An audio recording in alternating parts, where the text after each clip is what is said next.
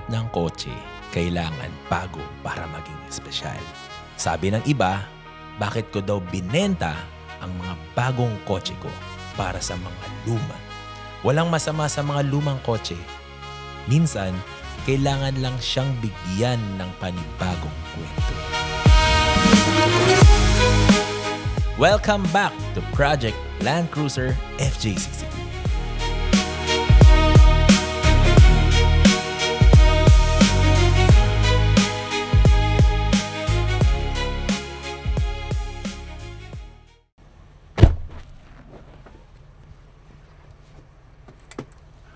Guys, may bago tayong balita at nagpakilig sa atin. Tara, samahan nyo kami. Let's go. So guys, on the way tayo ngayon sa office, may sinend sa atin kanina. Check natin kung ano yung sinend ni Boss J. Garbo kasi nung pagka-send pa lang niya, kinilig na tayo. Ito na boss yung LC62 natin, nailagay na yung distributor. Inalisan natin ng yung dati niya, yung sira. Yan na siya boss, one click. Na siya. Kaso palyado pa siya ng konti. So, ito yung mga mahirap sana sa pagbibuild ng mga ganitong kotse.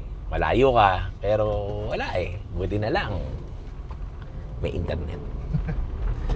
So, ayun na lang yung thrill sa mga ganitong pag-aano pare.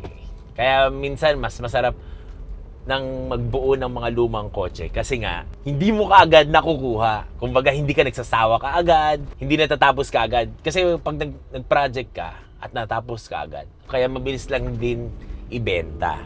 Unlike yung mga ganitong kotse, mahirap bumuo. At the same time, pag nagbibuild ka sa malayong lugar, yun yung parang, nanggigigil ka na. Kahit gusto mo nang kunin at kahit gusto mo nang gamitin, hindi mo magawa. Kasi nga, yun lang masasabi ko, pare. So, tara. Tawagan natin si Boss J. Garb sa opisina. At puro tayo kiyaw-kiyaw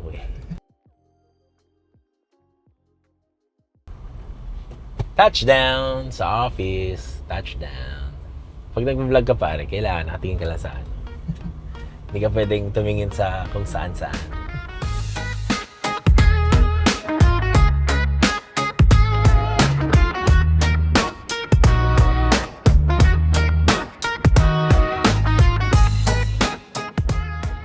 So guys, this is the episode 2 of FJ62. Kung ano na yung naging progress niya when it comes sa pag-build ng kotse. So kanina, on the way here, may sinend si boss na nakakatuwa. So tanungin natin kung ano yung naging process. Kausapin natin yung builder natin ng sasakyan. Tanong ko lang, ano yung naging problema natin na nung parang sinend mo muna yung hindi umaandar di ba? Ang ginawa ko lang muna, bago kasi gustong ibaba yung mga body niya, chassis, gusto ko mapandar muna lahat yung katulad ng engine. Correct. No, minsan, nasend ko sa'yo, kanina, yung parang nag-i-start na siya. Ngayon, ayaw niyang dumiretso. Ang nakita ko, first na tin-troubleshoot natin, sa wiring. Ngayon, na-discover natin yung distributor niya, pagbukas nga natin, yun, may problema. Ang ginawa ko, naghiram muna tayo sa kaibigan natin na may 3F engine na inalis natin. Tama. Nag-try muna tayo kaysa bibili na tayo kaagad, boss Correct. Mas maganda yun. Para hindi tayo napapagastos, di ba? Oo. Buti na lang, umandar siya, diretso na yung niya. Okay naman yung engine. Pag-ikot ng natin, engine, okay siya. Yung tunog niya, wala naman. Kailangan. Sa tingin ko, change oil lang to, tapos i-tune lang na maayos. Ang susunod natin yan, boss, gusto ko mapalakad natin siya. Yan, tama. Mapalakad lang ng konti. At least, okay siya sa shifting. Wala tayong problema sa transmission. Tapos sa brakes, kung okay naman, at least okay na tayo, magbaklas na tayo, pwede na Tama. tayo. Ang pangalawa, okay naman, yung brakes natin, papalit na lang tayo ng mga piston dahil sa matagal na yan, automatic, bubuksan na rin natin para minsanan yung pagbukas natin tsaka yung gastos, hindi na pa ulit-ulit. Tapos, palit lang tayo ng hydrovac, boss. Yun pa kasalukuyan ang nakikita ko. Usually kasi yun ang nagiging problema sa mga Land Cruiser Diba? Parang yung hydrovac niya, parang kailangan palitan na. Baka preno, kailangan ng makipalit na din. Ano yung mga na-discover mong sira, boss? Kumbaga parang, syempre, through the, di ba, through the pagbibuild ng ganitong kotse, maya't maya, meron lumalabas na problema, di ba? Yung piston niya na sa brake. Piston Stock sa up brake. na sila. Stock up na. Tagal na rin eh. Sila. Tagal na rin. Boss. Tapos, yung ano natin, sa tank natin, ayoko mo nang idiretso dun yung fuel natin eh. Pagbukas naman natin, boss, dun sa pagbaba ng tank natin, nakita natin wala pa siyang yung fuel pump. Wala na siyang fuel pump. Meron naman, wala siyang fuel pump. Meron naman tayo dito, sinubukan natin, kaya napandar natin. Ano na yung mga next natin gagawin? Ang next natin, dahil napandar na natin siya, ibababa na yung body. Una, yung engine muna. Yes. Engine, transmission, as lahat ng wiring sa engine bay. Aayusin mo lahat yung boss. Kumbaga yung sa engine bay niya, Babaklasin natin. yung parang nakita ko sa mga 1HD FTE mo dyan. Oo. Parang ganon. Oo. Ayusin yung mga sigurado boss, may mga naka-bypass na to sa mga wirings niya eh. Ibalik lang natin sa stock na wiring niya. Tama. Kung paano yung original niya, doon lang tayo. Tama.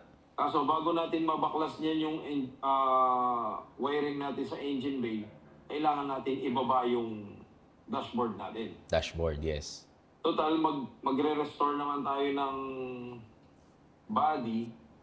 Ibaba na natin yung dashboard para makita na natin ano kailangan i-body works pa sa loob. Kaya, yun yung next step natin yan. Baba engine, after na, ibaba na yung body. Tama. Sige boss, okay. We're looking forward na one of these days kung talagang dadalaw at dadalaw ulit kami dyan. Ganito usually kasi pag nagre-restore ng kotse, na-excite ka eh, di ba? As a owner, na-excite ka kung sino yung yung mga gumagawa ng kotse mo, parang ganon. It's a good win na maganda pa ang makina. Hindi na natin kailangan palitan yung makina. Boss, papasyal kami dyan mga one of this week pala. Kung nabaklas na namin yung mga body bolt niya, mas maganda kung nandito kayo pag-iangat natin. Anyway, boss, maraming salamat sa oras at Thank you. yan, excited na kami matapos yung and sana magandang journey tong ginagawa natin ngayon. Sige, boss. Sige, boss, maraming salamat at Thank you. salamat sa oras. Thank you. So yun guys, natapos natin kausapin si Boss Julius Garbo ng J Garbs Restoration. So ngayon, it's a good win na natapos niya na paandar yung kotse. Pangalawa, chinek yung preno at transmission. Pangatlo, magre-remove na tayo ng body to chassis para ililipat na natin yung body niya, lipat natin sa isang pagawaan. So, bibigay muna natin yung engine, yung chassis kay Boss Julius Garbo. Ito ang mahirap sa pagbibuild ng mga ganitong kotse. Lalo na sa amin, na galing kami ng Isabela, naka-specialty shops ang pinapadala natin ng mga ganitong kotse. Nagtataka kayo, bakit hindi sa Mad Monkey ginagawa? Ang Mad Monkey, usually ginagawa lang is PMS. So, yun. At the end of the day, hindi natin siya binubuo ng pwede na. Binubuo natin siya kung ano talaga yung taste natin when it comes sa mga ganitong kotse. Kumbaga, kaninong specialty when it comes sa suspension, alam natin kung kanino natin dadalhin. Pagka sa pintura, alam din natin kung kanino dadalhin. Sa electrical, alam din natin kung saan dadalhin. So, abangan nyo yung mga next episode natin. Dito nyo malalaman kung saan natin siya at yung progress niya at ano yung magiging problema niya sa mga ganitong senaryo na pagbibuild ng ganitong kotse. Buti na lang, maganda ang interior niya, minor na lang ang gagawin natin sa interior. Though, meron pa rin kulang. Pag ganitong naghubad ka ng kotse, kailangan sabay-sabay mo siyang gawin. Ika nga nila, do it once, do it right. So this will end this episode. So guys, abangan nyo yung mga susunod nating Don't forget to like, share, and subscribe. Follow Mark Marcaida sa Instagram, TikTok, Facebook, and YouTube. So see you on the next episode. Let's go.